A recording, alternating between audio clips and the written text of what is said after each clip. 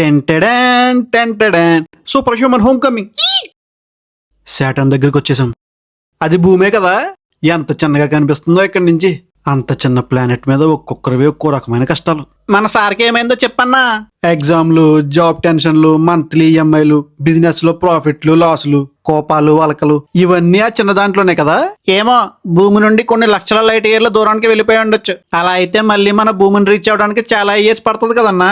అవును, చాలా ఇయర్స్ అయిపోయింది కదా, భూమి మీద మొత్తం మారిపోయి ఉంటది. ఇంకో దారుణమైన పాసిబిలిటీ ఉంది. నాకేదో టైం ట్రావెల్ చేసిన ఫీలింగ్ వస్తుంది. అతను టైంలో చాలా ఫ్రంట్ కి వెళ్ళిపోయి ఉండొచ్చు. అన్ని లైట్ ఇయర్స్ ట్రావెల్ చేస్తే టైంలో ఫ్రంట్ కే కదన్నా వెళ్తారు. నాకు జన్మనిచ్చిన గ్రహం. నేను అంటుంది అతను ఇక్కడి నుంచి మాయమైన క్షణమే టైంలో చాలా ముందుకు వెళ్ళిపోయి ఉండొచ్చు. వచ్చేసాను. ఇంత గ్రీనరీ, ఇంకా అద్భుతంగా తయారైంది నా గ్రహం. లేదా బాగా వెనక్కి వెళ్ళిపోయి ఉండొచ్చు. డైనోసార్స్ ఉన్నాయేంటి? అసలు డైనోసార్లు ఉన్న టైంకి ఎలా వచ్చాను నేను? ఇంకా కాంటినెంట్స్ ఫుల్గా సపరేట్ అవ్వలేదు అంటే నేను ఎన్నో లక్షల సంవత్సరాలు వెనక్కి వచ్చేసాను. కూల్గా ఆలోచించు. ఇంకా మనం ఆ ఏలియన్ గ్రహానికి వెళ్ళి మెల్లగా అక్కడ ఎలాగోలా బ్రతికేద్దాం.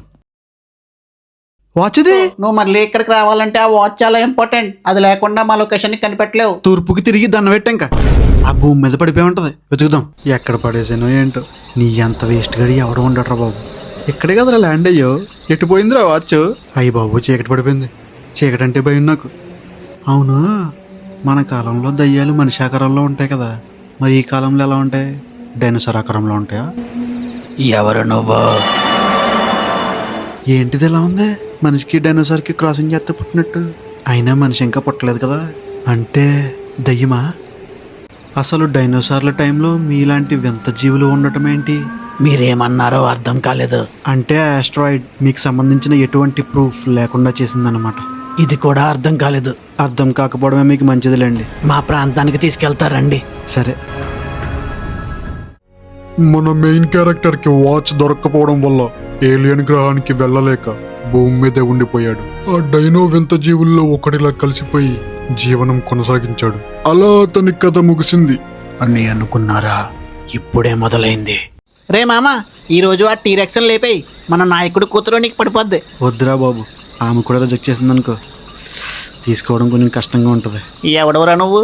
ఎవరో కొంతమంది రిజెక్ట్ చేశారని చెప్పి ట్రై చేయటం మానేస్తావా? ఒప్పుకుండాలి దేనికైనా.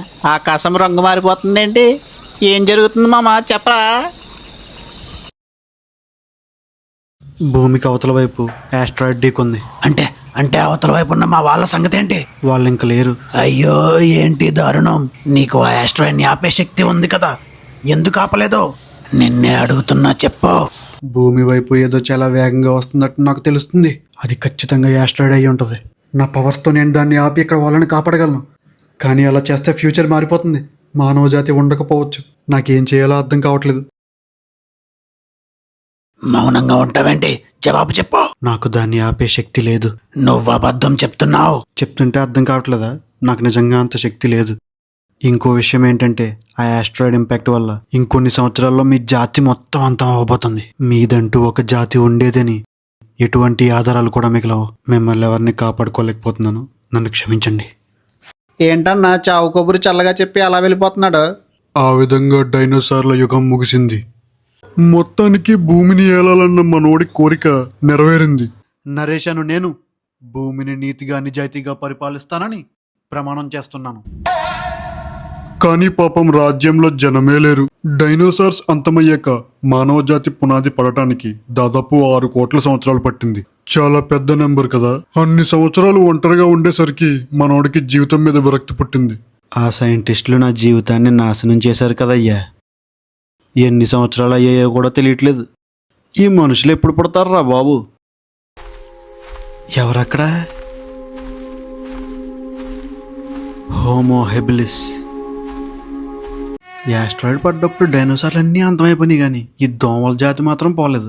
ఏడిపించి సాగు కొడుతున్నారా బాబు. చెవి దగ్గరికి వచ్చి ఒకటే గోల. చెప్పండి చెప్పండి, ఏంటి మీ సమస్య? ఎంత తిన్నా ఇంకా ఆకలేస్తుందయ్యా. ఎవడాడు? ఏమన్నా ముఖ్యమైన సమస్యలు ఉంటే అవి చెప్పు. అందరికీ ఆహారం సరిపోవట్లేదు బాబు. ఎరా, అందరి ఫుడ్ నువ్వే తినేస్తున్నావా? నీ ఫేస్ చూస్తుంటే నాకు ఎవడో గుర్తొస్తున్నాడే. అది కాదయ్యా, నిజంగానే ఆహారం సరిపోవట్లేదు. ఈ వాతావరణం కూడా మారిపోయింది. మేము బ్రతకలేకపోతున్నాం. పెద్ద సమస్యే. అయ్యో, అక్కడ బయట ఇద్దరు గొడవ పడుతున్నారు అయ్యా. ఏమైంది, ఎందుకు కొట్టుకుంటున్నారా? వీడు మా స్థలంలోకి వచ్చాడయ్యా, వీడే మా స్థలంలోకి వచ్చాడయ్యా. అరే, ఈ చుట్టుపక్కల బోల్డ్ అంత స్థలం ఉంది, మీ ఇద్దరికి ఈ స్థలమే కావాలా? కావాలి. జీన్స్ చాలా స్ట్రాంగ్ ఉంది, అందుకే ఫ్యూచర్ లో అన్ని గొడవలు అవుతున్నాయి స్థలాల గురించి. వినండి అందరూ, మీ ఆకలి తీరాలన్నా జీవితాలు మారాలన్నా మీరు వేరే ప్రాంతాలకు వెళ్ళాలి, తప్పదు. మీరు ఎలా అంటే అలా అయ్యా. ఈ భూమి మీద ఈ ఆఫ్రికా ఒక్కటే కాదు, ఇంకా చాలా ఖండాలు ఉన్నాయి. ఎంత అద్భుతమైన సృష్టి ఇది. అసలు ఇవన్నీ ఎలా క్రియేట్ అయ్యో ఏంటో. జరిగిందంతా అన్నకి చెప్పాలి, పదరా. సరే పద.